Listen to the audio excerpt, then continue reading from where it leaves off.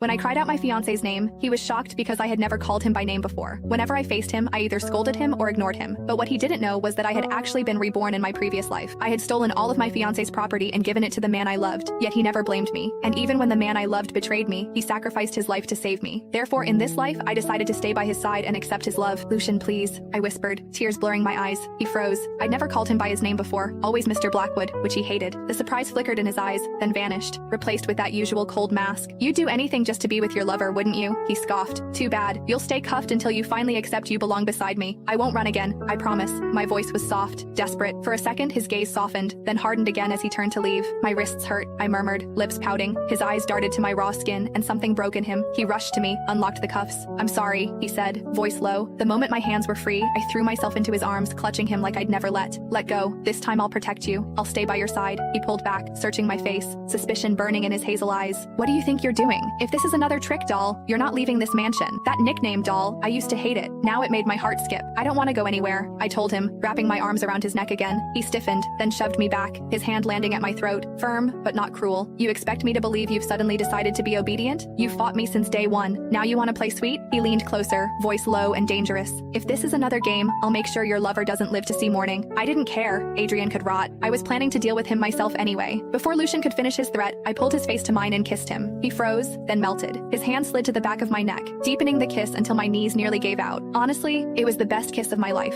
and my first. When I finally needed air, I pushed weakly at his chest, but he pinned my wrists above me with one hand, his lips trailing to my neck. "Next time," he murmured at my ear, "remember to breathe through your nose." My cheeks burned crimson. I buried my face against his, him embarrassed until a loud commotion from downstairs snapped us both alert. "Serafina, of course." I tried to leave, but Lucian's arm locked around me. "Where do you think you're going?" "Serafina's here," I whispered. He scowled, but finally let me go with a warning. "I'll trust you this time, doll, but betray me, and you'll regret it." I hurried downstairs. Serafina was yelling and shouting at Lucius's bodyguard. "I'm fine," I said flatly, pushing past. She lunged at me, hugging me tight. "Oh my god, Allie, did Lucius hurt you?" I pulled her off. "I'm fine. What are you doing here?" "I came to check on my sister." "Is that a crime?" She snapped. "Not at all, but showing up at a married couple's house this late? People might think you're the mistress," I said sweetly. A few servants coughed to hide their laughter. Her face darkened. She started spewing nonsense about Adrian, about how I loved him, how Lucian's men put him in the hospital. I slapped her. The crack echoed through the hall. Servants gasped. I'd never stood up to her before. "You slapped me," she shrieked, still doubting it happened. "Want me to refresh your memory?" I lifted my hand again. Her eyes blazed. "What do I care if Adrian's in the hospital?" I shot back. "If he didn't want trouble, he shouldn't have. Tried to steal me from my fiancé," she sneered. "But you hate Lucian? Yesterday you called him the devil potato, I said with a shrug. "I've learned a few things since then." She was speechless. I lifted my hand, flashing the diamond ring Lucian had given me. "See? I'm already his." Jealousy burned in her eyes. I turned to Ace. "Could you please take out the trash? It's ruining the mansion's aesthetics."